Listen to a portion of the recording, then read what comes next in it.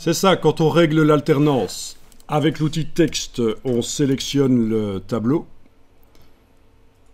Y a-t-il une possibilité, quand on va dans tableau, option de tableau,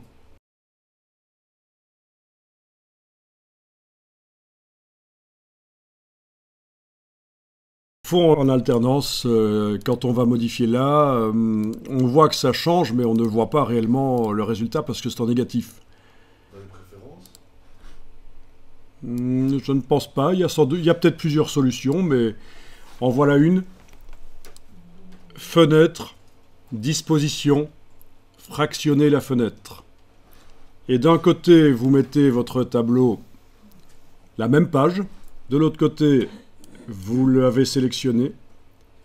Donc, objet, option de tableau, fond en alternance.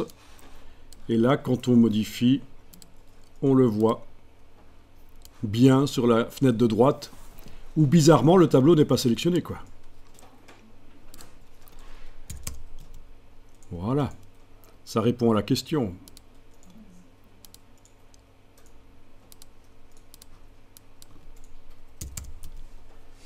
Donc ça, c'est pratique.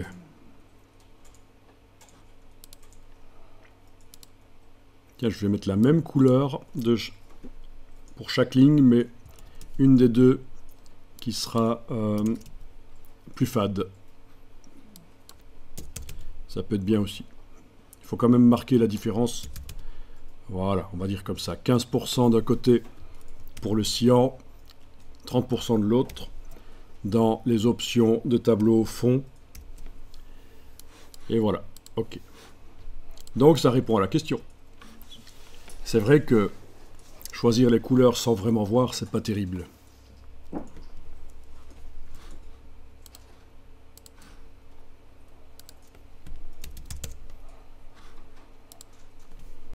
Ok, sélection du tableau.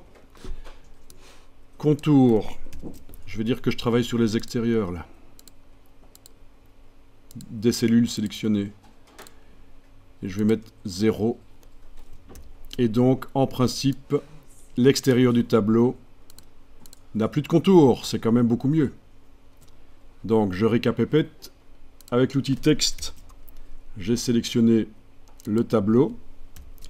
Dans la palette contour, j'ai indiqué que je travaille sur les extérieurs des cellules, là, de ce qui est sélectionné, pas l'intérieur. Et j'ai mis 0 point d'épaisseur. Et j'obtiens finalement un tableau plus sympa au niveau de son affichage. Le jaune pâle n'est pas ce qui contraste le mieux, mais enfin voilà. Et donc ça, c'est la force de InDesign, évidemment, par rapport à Excel, c'est que vous allez pouvoir faire comme ça des looks de tableaux intéressants. Alors, il y en a qui font des tableaux encore plus intéressants d'un point de vue visuel dans InDesign, mais ce sont des faux tableaux. Ce sont juste des blocs. Vous verrez, il y a des templates de tableaux à télécharger. Je vous en ai mis sur le serveur. Des templates à télécharger chez Adobe ou ailleurs, et souvent c'est des faux tableaux, ce sont juste des blocs les uns à côté des autres avec les données qu'on met manuellement par copier-coller ou d'autres méthodes. Et donc voilà, si on veut vraiment des tableaux très graphiques, à un certain moment il ne faut plus passer par le système de tableaux de InDesign, il faut faire des blocs les uns à côté des autres. Vous verrez, je vous montrerai.